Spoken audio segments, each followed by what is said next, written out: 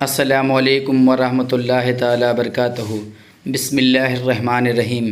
پیارے اسلامی بھائیوں، ابلیس کو کون نہیں جانتا ہے؟ ابلیس انسان کا سب سے بڑا دشمن ہے، جس نے اپنے ساتھیوں اور پورے خاندان کو اس کام پر لگا کر رکھا ہے کہ آدم کی اولاد کو قیامت کے دن ناکام کر دے۔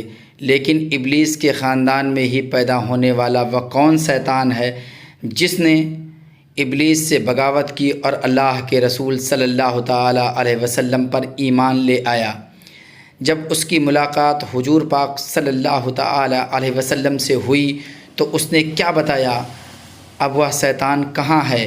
اللہ تعالیٰ نے انسان کو مٹی اور جنات کو آگ سے پیدا فرمایا ہے۔ انہی جنوں میں سے ایک جن جس کا نام ابلیس تھا، جس نے حضرت آدم علیہ السلام کو سجدہ کرنے سے انکار کیا تھا، جس کی وجہ سے اسے بارگاہ خدا بندی سے نکال دیا گیا تھا۔ ابلیس قیامت تک حضرت آدم علیہ السلام کی اولاد کو گمراہ کرنے کی قسم اٹھائی ہے۔ اس طرح ابلیس اور انسان کی تاریخ کی جنگ آج تک جاری ہے۔ دراصل قوم جنات کی تخلیق حضرت آدم علیہ السلام سے کئی ہزاروں سال پہلے کی جا چکی تھی۔ ابلیس جو قوم جنات کا ایک فرد تھا، اسی لیے اللہ تعالیٰ نے انسانوں کی طرح سور اور نسل بڑھانے کی قوت بخشی تھی۔ بعض شیطان ایسے تھے جنہیں اللہ تعالیٰ نے جوڑوں میں پیدا کیا تھا۔ جس طرح انسانوں میں مرد اور عورت کے ملاپ سے بچے ہوتے ہیں، اسی طرح شیطانوں کے اندر شیطان جن اور شیطانی جنی کے ملاپ سے شیطان بچوں نے جنم لیا۔ لہٰذا ابلیس کے رشتہ دار اور ساتھی اور ان کی اولادوں میں بھی وقت کے ساتھ اضافہ ہوتا چلا گیا، اور لشکر ابلیس حضرت آدم علیہ السلام کی اولاد کو گمراہ کرنے کے لیے زمین پر پھیل گئی۔ ابلیس کے مختلف بیٹے اور پوتے مختلف کاموں میں لگا دیے گئے۔ ان میں سے کوئی انسانوں میں زنا کاری عام کرتا ہے، تو کچھ شیطان لوگوں میں فتنہ اور فساد پھیلاتے ہیں، تو کچھ انسانوں کو آپس میں لڑواتے ہیں۔ اسی طرح شیطان کی اولادیں اور خاندان کی تعداد بے انتہا ہے، جو مختلف برائیوں کو عام کرتے ہیں اور انسان کو گناہ میں ملوث کرتے ہیں۔ لیکن ابلیس کہ ان تمام بیٹوں، پوتوں اور خاندان میں ایک شیطان ایسا بھی ہے جس نے اپنے دادا ابلیس سے بغاوت کی تھی، گمراہی کے اس راستے کو چھوڑ کر راہ حق پر چلنے لگا تھا۔ یہ شیطان ابلیس کا پوتا تھا۔ اس نے حضور پاک صلی اللہ تعالیٰ علیہ وسلم سے ملاقات کی تھی اور ان پر ایمان لایا تھا۔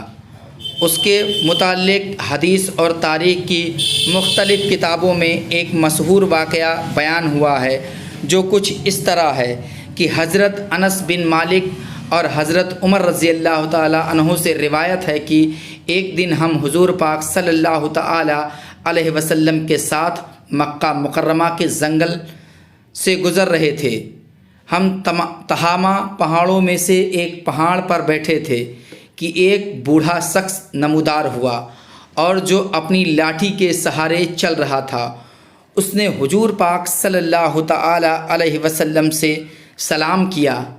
آپ صلی اللہ تعالیٰ علیہ وسلم نے سلام کا جواب دیا اور فرمایا کہ اے بوڑھا، تو چال ڈھال اور آواز سے تو جن معلوم ہوتا ہے۔ پھر آپ صلی اللہ تعالیٰ علیہ وسلم نے اس سے دریافت کیا، تو کون ہے؟ تیرا تعلق جنوں کے کس گروہ سے ہے؟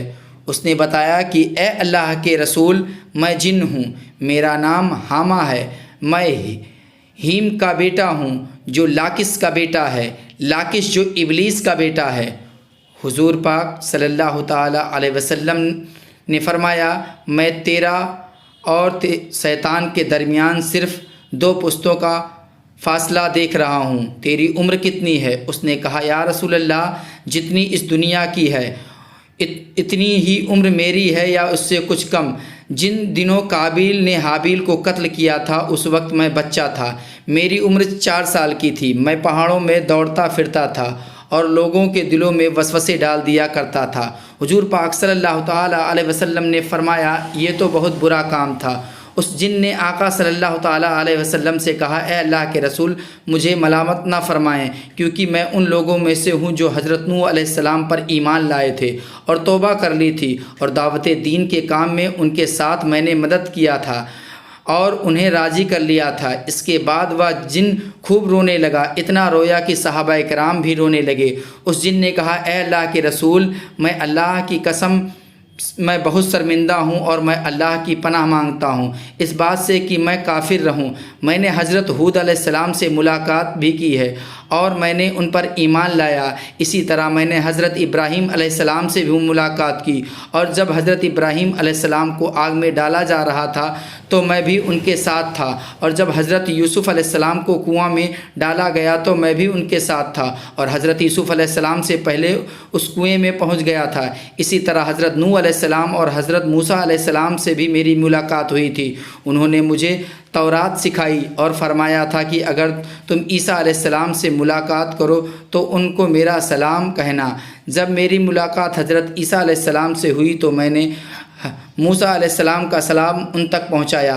اے اللہ کے رسول حضرت عیسیٰ علیہ السلام سے ملاقات کے وقت انہوں نے مجھ سے فرمایا تھا کہ اگر تیری ملاقات محمد الرسول اللہ صلی اللہ تعالیٰ علیہ وسلم سے ہو تو ان کی خدمت میں میرا سلام عرض کر دینا۔